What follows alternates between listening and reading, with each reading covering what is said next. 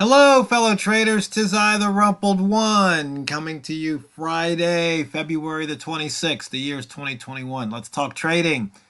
Time for the weekly wrap up and monthly wrap up. But first, these videos are for educational purposes only. Your results may differ from mine. I hope everybody had a good week and an excellent month of trading in this February.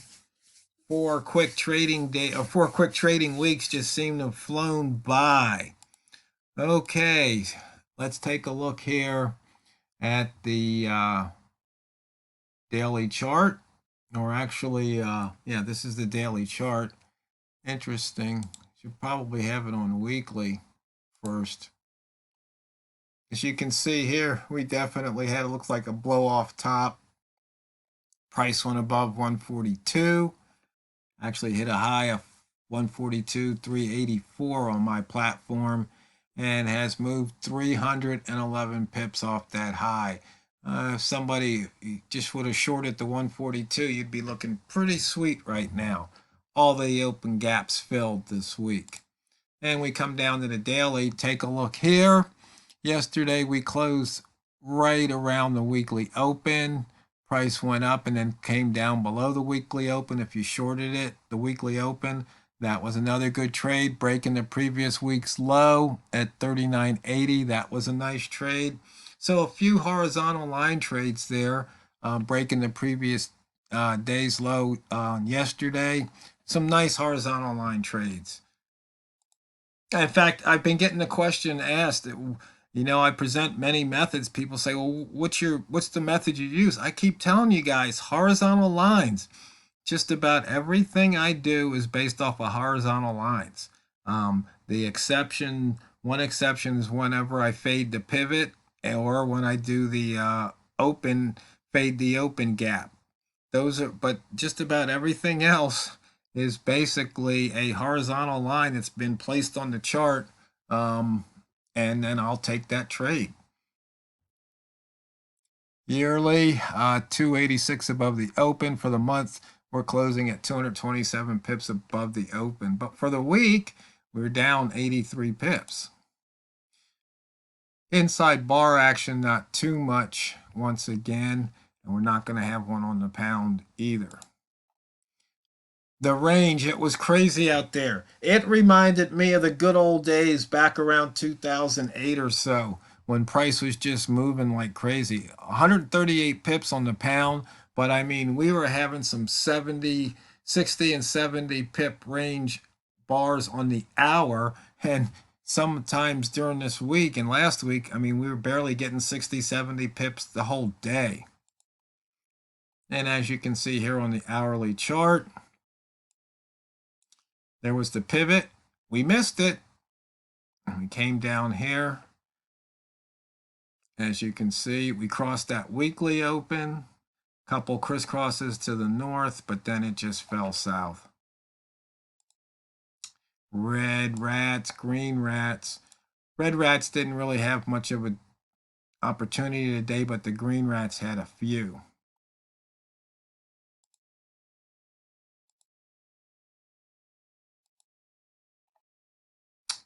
Okay, what's going on here with this chart?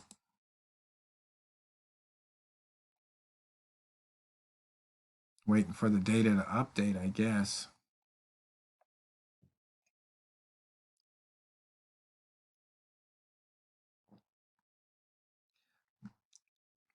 Once again, we missed that pivot. You see here, we're around S1 for the pivot level traders.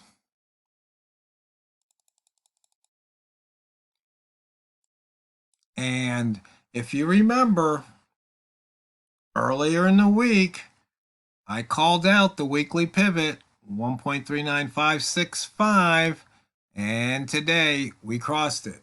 So once again, these pivots, price usually hits them based on statistics. Now, for the month, you can see here, we've got 3 missed pivots, but remember, there was this missed pivot right here hanging out. We took that out yesterday. There was this missed pivot. We took this one out today. So there's another missed pivot here and here and here. for the month of February. 3 missed pivots. The wick zone, in and out of that lower wick zone, which wasn't much of a wick zone, only about 7 pips, but still was a wick zone, and price doesn't like staying in the wick zone. On the ranges, once again today 138, but you can see here we had a 63, but 4 hours ago we had a 61 pip range. So today was just a crazy fun trading day. And you can see what these blue vertical lines are aqua colored. A lot of inside bars on the H1 if you wanted to trade inside bar breakouts there.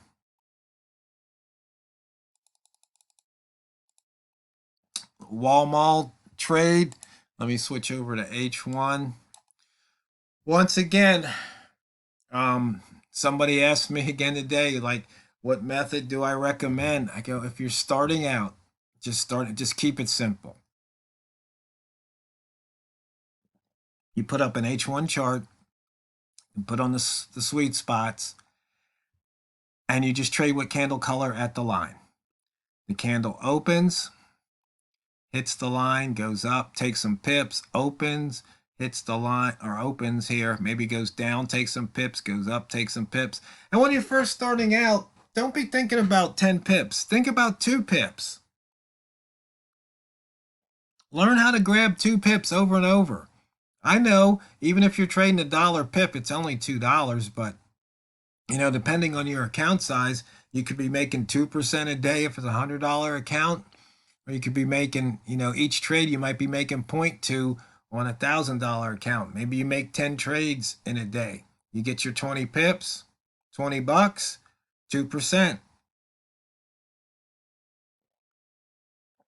Of course, you have to have your stop loss in place. But, and like today is just an anomaly. But I mean, during the trading day, it was just some crazy pips to be had, just crazy pips.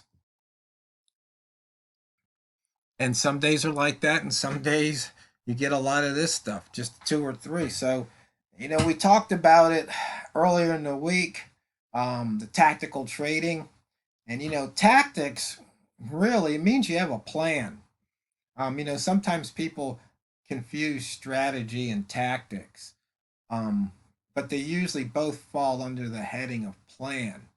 So, if you want to trade tactically, you have a deliberate plan. You set out and you just do it, and then you just let the chips fall where they're made, because they're going to fall that way anyway. You got no choice in the matter. But the thing is, it's that you can analyze the chart to death. I mean, you could analyze for hours, for days, for weeks, for months, for years. Doesn't matter. You could use supercomputers. I've said this before. But as soon as you put the trade on, all it goes out the window. What you have to do now is manage the risk and manage the money. So if price is going against you, you manage the risk. You don't let it get too far out of hand. Price is going your way, now you have to manage the money. You make sure you don't give back too much of that profit. So in fact, I picked up a couple of nice little runs today on the pound dollar. I was been working on a new method with Walmart. We've been hashing out a few things, and if you wonder why we do this, well, in trading as in life, you should always be learning. Always be learning, because there's always something to learn. It keeps you fresh. And a lot of stuff we try doesn't work out, but that's okay. Now we know what not to do. So no matter what the result is, we've learned something. And that's why people go, why are you doing that order block stuff? Hey, it was something new. I've learned something through that.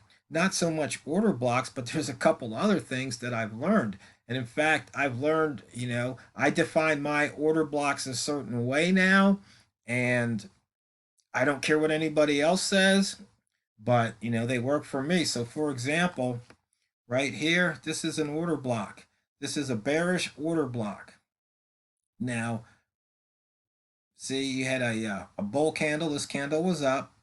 this candle closed below the low of this candle. So right, these two candles form a a bearish order block. So if price gets up here, you want to sell.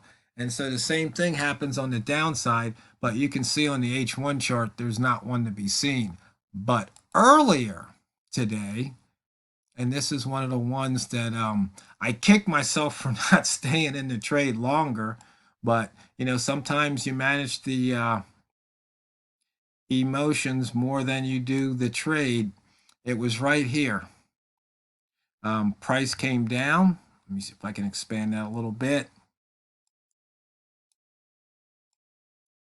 And I looked at this and I said, hey, there's an order block right here. Price came right back down here, got below the high of this little red candle right here. I should take that trade long. It should probably be good for about 10 or 15 pips. Well, I got in about 94, and then it struggled, and then it got up to the 139 level. The ask was 139 and the bid was 138.99, and it was just kind of waffling. And I said, if the price drops below the double O on the ask side, I'll just punch out, because I had already been in the trade a few minutes. Well, it dropped, I punched out, and you can see what it did next. But, that's just the way it goes sometimes. So the next time I got in a trade, as I mentioned, I was working on a program, and I think, let's see, I think it was here. I got in and price ran up, and I just put a no, it wasn't there, it must have been here. I put a 4-pip trailer, and it came up and it gave me about 10 pips.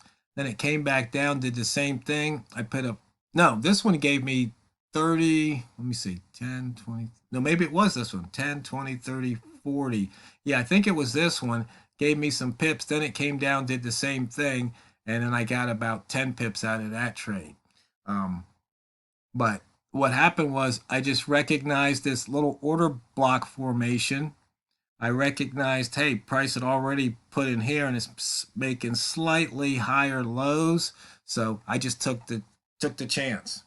And that's what you do when you trade. You analyze, you decide what your entry trigger is, and then when you see your setup appear, you wait for the trigger, and then you enter. You have your stop loss there, and if it goes in profit, you manage the money some way. I chose a 4-pip trailing stop. And I picked 4 because you're probably wondering, why'd you pick 4? Well, we were looking at the ATR on the 1 minute. Let me see, I think I can pull it up down here on the B clock. Let's see, show ATR true. And usually we use 14. I don't know why it was set to 15, but that was the default. Oh, that says daily. Whoops, I got to change one more thing. B clock, ATR time frame, current. It was 2.2. So at the time, the ATR was over, I think it was over 5 or something. So I just decided, you know what, 4 sounds like a nice round number, because actually I had my lines spaced, instead of 10, I had them spaced 2 pips apart. So if I give up 2 lines, okay, well, then I think I guessed wrong on the direction. So that's how I was doing that. So, fellow traders, once again, I really hope you had a good trading day, week, and month. Hopefully, we'll see you next month. So, you go out there, have a fun, safe weekend. Don't do anything too dangerous. Don't do anything too deadly. And when you come back next month, just remember, when you sit down at your trading platform, it's not what you trade, it's how you trade it. So go out there and drain the banks. This is the Rumpled One, over and out.